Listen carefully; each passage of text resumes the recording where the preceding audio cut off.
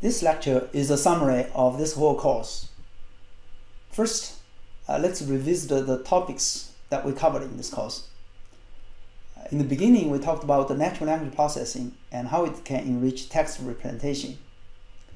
We then talked about how to mine knowledge about the language, natural language used to express what's observed in the world in text data. And in particular, we talked about how to mine word associations.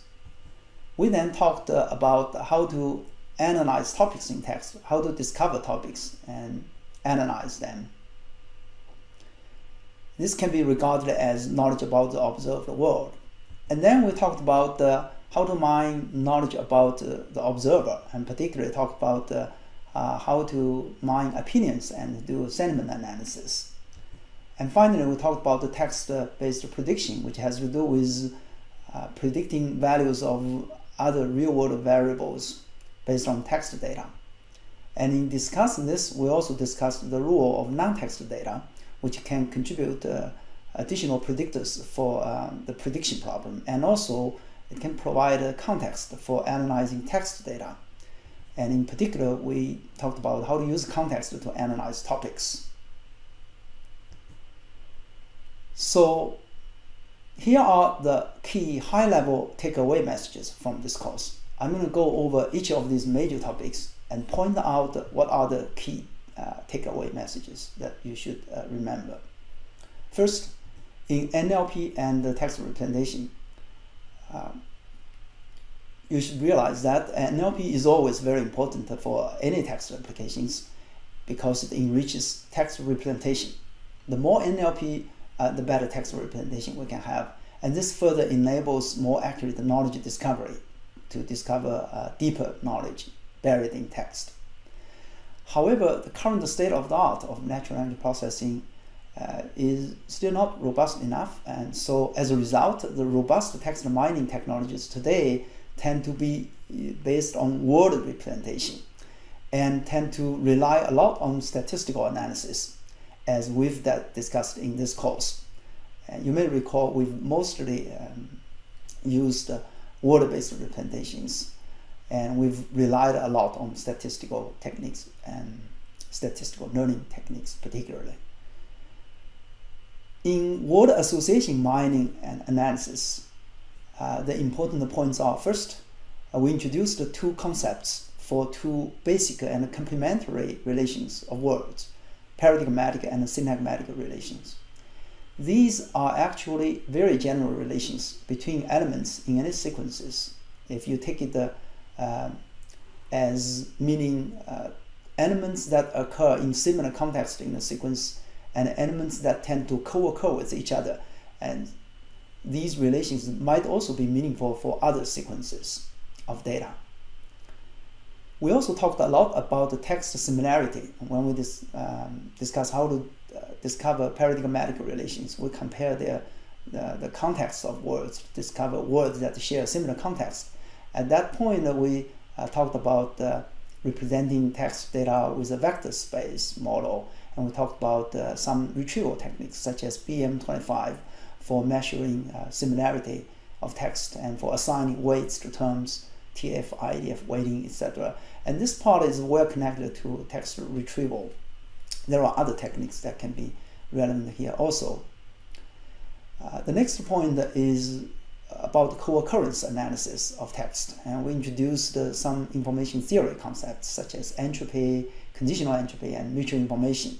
These are not only very useful for measuring the co-occurrences of words, and they are also very useful for analyzing other kind of data, and they're useful for example, for feature selection in text categorization as well. So this is another important concept to know. And then we talked about the topic mining and analysis, and that's where we introduced the probabilistic topic model. We spent a lot of time to explain the basic topic model of PISA in detail. And this is also the basis for understanding LDA, which is theoretically more opinion model, but we did not have enough time to really go in depth in introducing LDA. But in practice, PLSA seems as effective as LDA, and it's simpler to implement. It's also more efficient. In this part, we also introduced some general concepts that would be useful to know. One is generative model, and this is a general method for modeling text data and modeling other kinds of data as well. And we talked about the maximum likelihood estimator and the EM algorithm for solving the problem of computing maximum likelihood estimator. So these are all general techniques that tend to be very useful in other scenarios as well. Then we talked about text clustering and text categorization. Those are two important building blocks in any text mining application systems. In text clustering, we talked about how we can solve the problem by using a slightly different mixture model than the probabilistic topic model. And we then also briefly reviewed some similarity-based approaches to text clustering. In categorization, we also talked about the two kinds of approaches. One is generative classifiers. They rely on Bayes' rule to infer the conditional probability of a category given text data. In particular, we introduced the naive Bayes in detail. This is a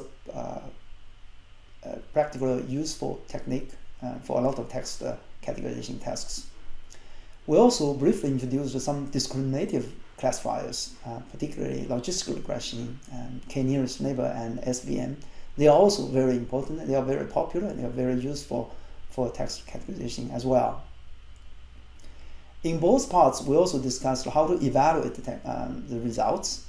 And evaluation is quite important because if the measures that you use don't really reflect the utility of the method, then it would give you misleading results. So it's very important to get evaluation right.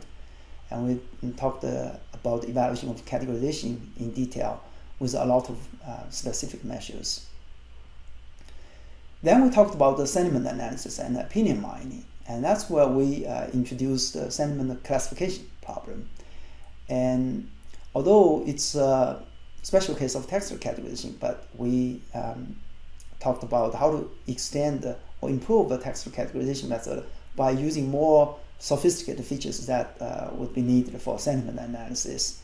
We did a review of some commonly used complex features for text analysis.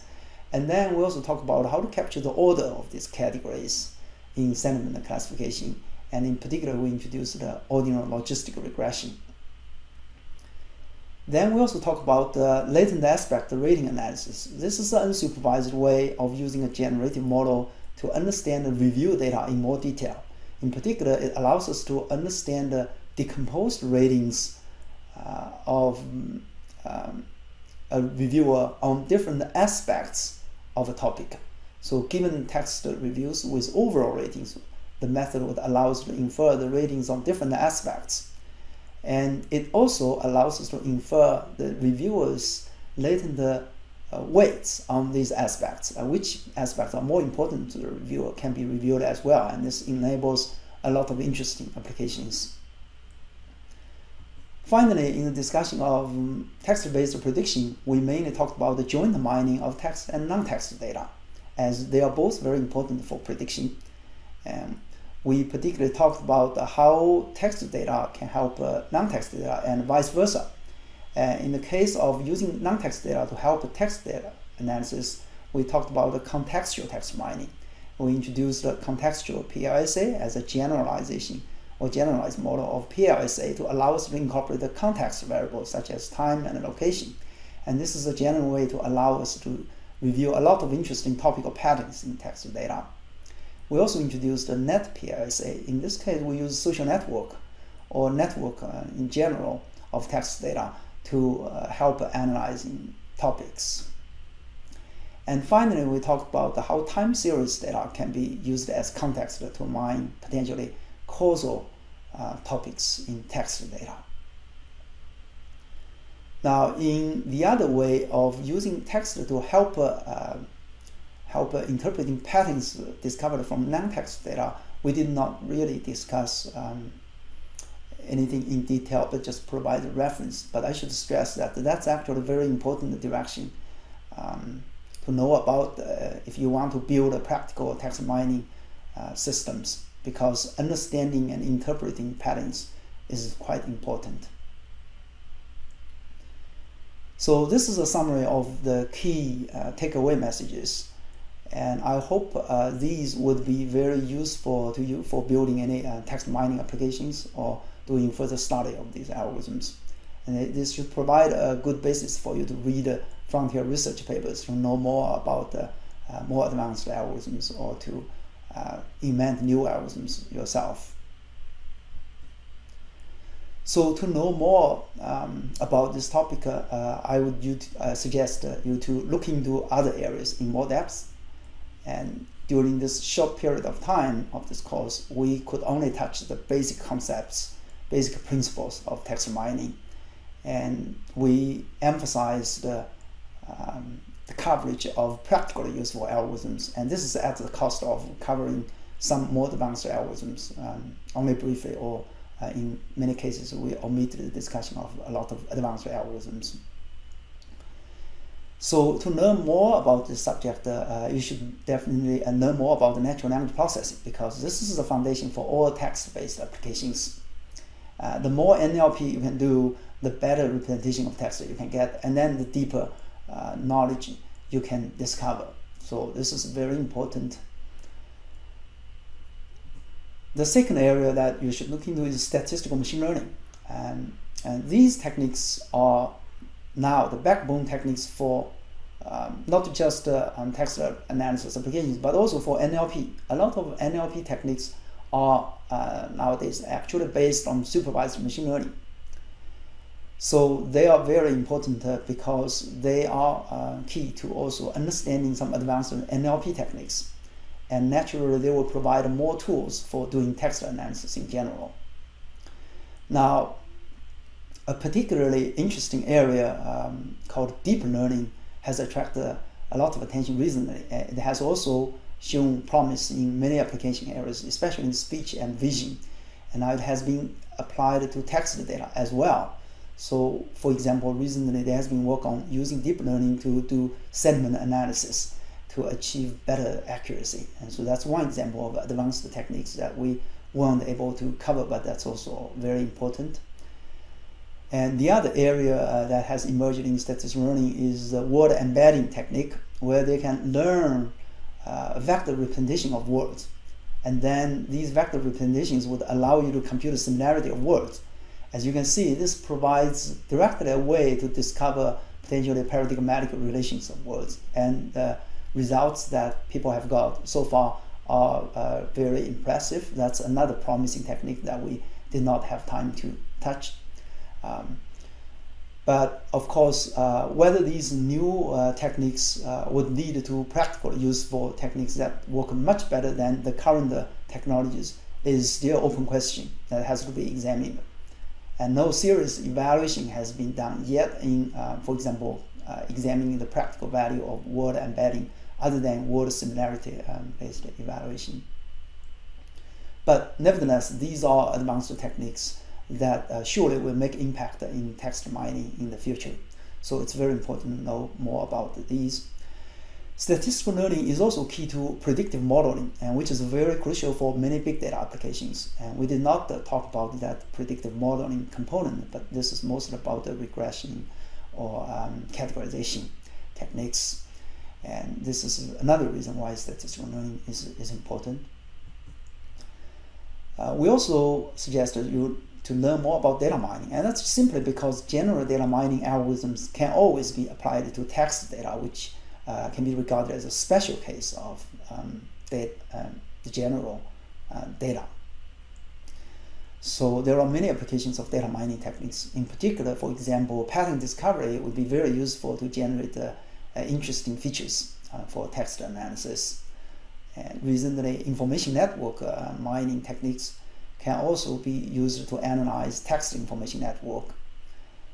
So these are all good to know in order to develop effective text analysis techniques. And finally, we also recommend you to learn more about the text retrieval, information retrieval, or search engines. And this is especially important if you're interested in building practical text data application systems. And a search engine would be an essential system component in any text-based applications. And that's because text data are created for humans to consume. So humans are at the best position to understand text data. It's important to have human in the loop in any big text data applications. So it can, in particular, help text mining systems in two ways. One is to effectively reduce the data size from a large collection to a small collection with the most relevant text data that only matter for the particular application. Right? So the other is to provide a way to annotate, to explain patterns. And this has to do with knowledge provenance. Once we discover some knowledge, we have to figure out whether the discovery is really reliable. And so we need to go back to the original text data, verify that. And that's when the search engine is very important. Moreover, some techniques of information retrieval, for example, BM25, vector space, and language models, are also very useful for text data mining. We only mentioned some of them, but if you know more about the text retrieval, you'll see that there are many techniques that are useful. Another technique that's useful is the indexing technique that enables quick response of a search engine to a user's query. And such techniques can be very useful for building efficient text mining systems as well. So finally, I want to remind you of this big picture for harnessing big text data that I showed you at the very beginning of the semester. Right? So in general, to build a big text data application system, we need two kinds of techniques: text retrieval and text mining. And text retrieval, as I explained, is to help convert big text data into a small amount of most relevant data for a particular problem, and can also help providing knowledge provenance, help interpreting patterns later. Text mining has to do with further analyzing the relevant data to discover the actionable knowledge that can be directly used for decision making or many other tasks. So this course covered text mining, and there's a companion course called text retrieval and search engines that covers text retrieval. If you haven't taken that course, it will be useful for you to take it, especially if you are interested in building a text application system. And taking both courses would give you a complete set of practical skills for building such a system. So in the very end, I just would like to thank you for taking this course. I hope you have learned useful knowledge and skills in text mining and analytics. As you see from our discussions, there are a lot of application opportunities for this kind of techniques, and there are also a lot of open challenges. So I hope you can use what you have learned to build a lot of useful applications to benefit the society, and to also join the research community to discover new techniques for text mining and analytics. Thank you.